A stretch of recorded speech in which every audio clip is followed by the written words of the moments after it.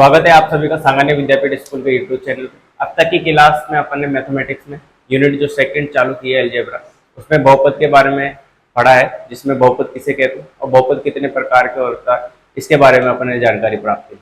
तो बहुपद में जैसे अपन ने प्रकार को पढ़ा था घातों के आधार पर और पदों के आधार पर। तो घातों के आधार पर अपन ने जो टॉपिक है, जो द्विघात बहुपद है, उसके बारे में अपन को पढ़ना है। इसमें जो बेसिक 1 नंबर का क्वेश्चन बन सकता है वो अपन को किस तरीके का क्वेश्चन आएगा, जैसे द्विघात बहुपद की पहचान के बारे में, कि पहचान ये द्विघात बहुपद है या नहीं है। तो इस तरीके में किस तरीके से पहचान कर सकते हैं, तो अपन को सीधा सीधा याद रखना है कि चर की मैक्सिमम घात कितनी होनी चाहिए, हमेशा 2 होगी तभी द्विघात बहुपद होगा। अगर चर की मैक्सिमम घात अगर आपके पास में 2 नहीं है तो वो द्विघात बहुपद नहीं है। इस तरीके से जैसे अगर चर की मैक्सिमम घात आपके पास में 3 आ जाती है तो वो द्विघात बहुपद नहीं है। चर की मैक्सिमम घात आपके पास 4 आ जाती है तो वो द्विघात बहुपद नहीं है। चर की मैक्सिमम घात आपके पास 1 आ जाती है तो वो द्विघात बहुपद नहीं है। चर की घात मैक्सिमम 2 होगी तभी द्विघात बहुपद होगा। अगर चर की घात 2 नहीं है तो वो द्विघात बहुपद नहीं होगा। ये किस तरीके से सर आप क्वेश्चन के तरीके से बताइए। तो बोर्ड 2021-22 में एक क्वेश्चन आया हुआ है अपने पास में, तो देखिए अपने पास में बोर्ड 2021-22 में निम्न में से एक द्विघात बहुपद नहीं है। तो अपन ने बताया कि द्विघात बहुपद वही होगा जिसमें चर की मैक्सिमम घात हमेशा कितनी होगी, 2 होगी, तो द्विघात बहुपद होगा। जैसे एक्स स्क्वायर द्विघात बहुपद है, एक्स स्क्वायर माइनस 4 द्विघात बहुपद है, x square minus 4x plus 4 द्विघात बहुपद है, एक्स की power 3 minus 3 x square plus 3x minus 1।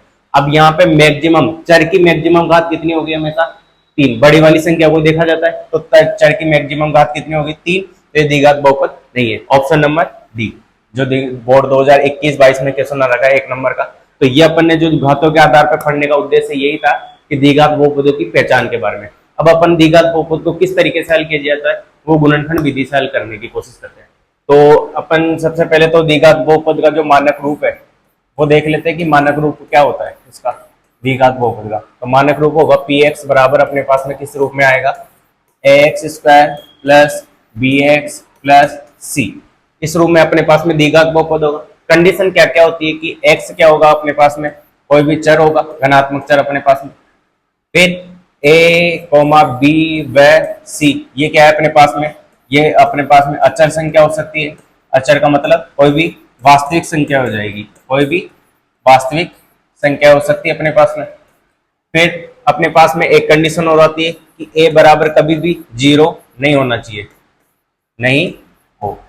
a बराबर 0 हो जाता है तो ऑटोमेटिक है कि अपने पास में जो x का पद है ऑटोमेटिक 0 हो जाएगा, एक्स स्क्वायर का पद जो भी है, तो ऑटोमेटिक वो कौन सा होगा, द्विघात बहुपद नहीं होगा। तो अपने पास में ये कंडीशन अपन को याद रखनी की किस तरीके से बहुत द्विघात बहुपद का मानक रूप क्या है कि px बराबर ax square plus bx plus c। फिर क्या कंडीशन है, x हमेशा चर होगा, a b और व c अपने पास में चर और अचर हो सकते हैं या वास्तविक संख्या हो सकती है, a बराबर 0 नहीं होना चाहिए। ये कंडीशन है अपने पास में द्विघात बहुपद की पहचान के बारे में।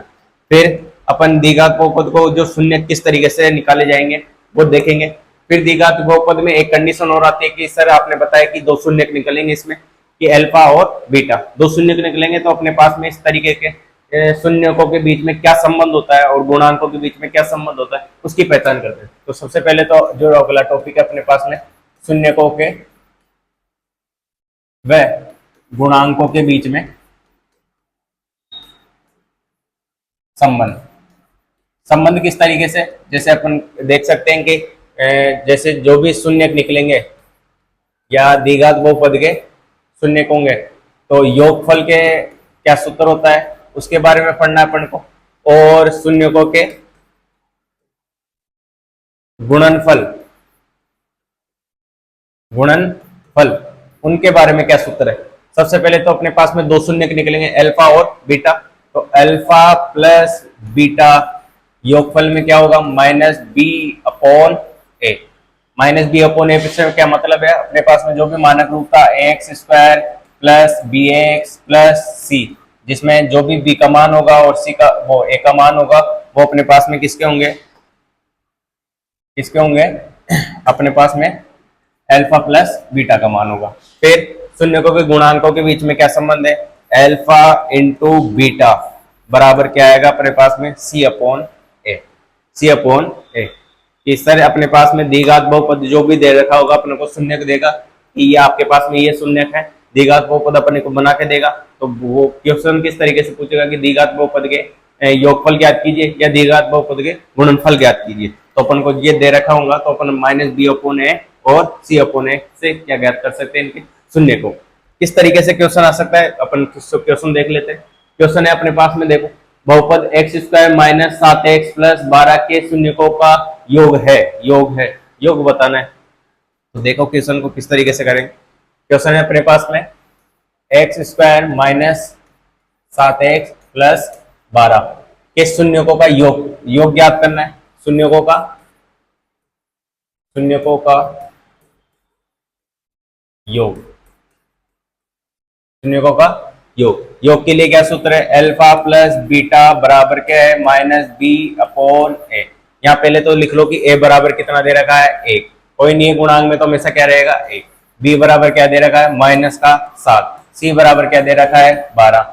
अपन को क्या निकालना है, अल्फा प्लस बीटा। तो देख लो अल्फा प्लस बीटा बराबर क्या आ जाएगा, माइनस तो सूत्र का है ही, b का मान किसमें दे रखा है -7, फिर अपॉन में a है, a का मान कितना है अपने पास में 1।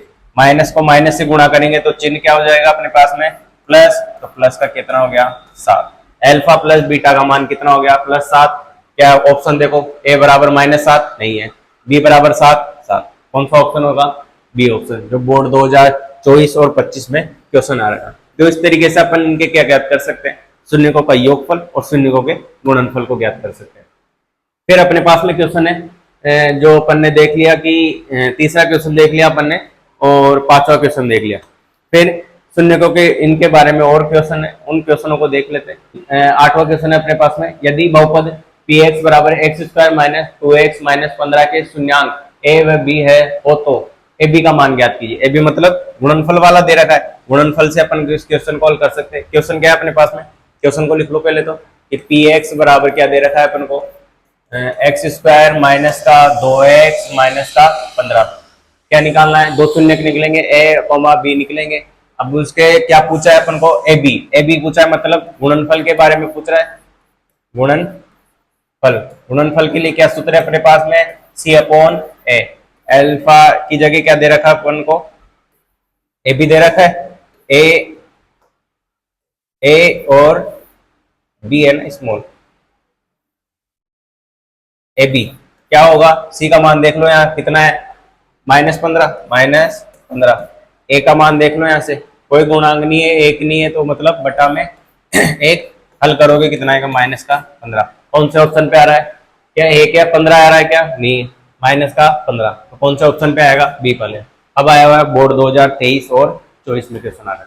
तो इस तरीके के क्वेश्चन अपने पास में शून्यकों के योगफल और गुणनफल के बारे में क्वेश्चन आ सकते हैं अपने पास में।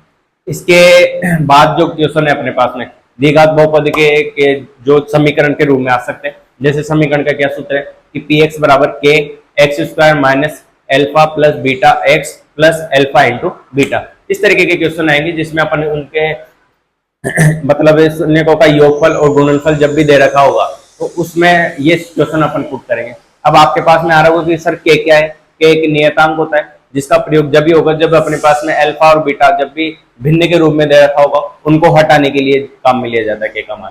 तो इस तरीके की क्वेश्चन अपन जो अगली नेक्स्ट क्लास कल होगी उसमें देखेंगे। आज के लिए इतना ही। अपन ने जो गुणनखंड के किस तरीके से गुणनफल में और शून्यकों के योगफल में क्या संबंध उसको देख लिया। फिर अगली जो नेक्स्ट क्लास कल आएगी अपने पास में उसमें अपन देखेंगे कि गुणनखंड विधि से शून्य ज्ञात करेंगे। वो गुणनखंड मैं आपको कल सिखाऊंगा। तो ये क्लास अगर आपको अच्छी लगी हो तो इस क्लास को ज़्यादा से ज़्यादा शेयर कीजिएगा ताकि प्रत्येक बच्चा इसका लाभ उठा सके। और जो बच्चे मेरे चैनल पर नए हैं और वो चैनल को सब्सक्राइब कर लीजिए ताकि इस चैनल पे आने वाली प्रत्येक क्लास आपके पास में जल्द से जल्द पहुंच सके। धन्यवाद।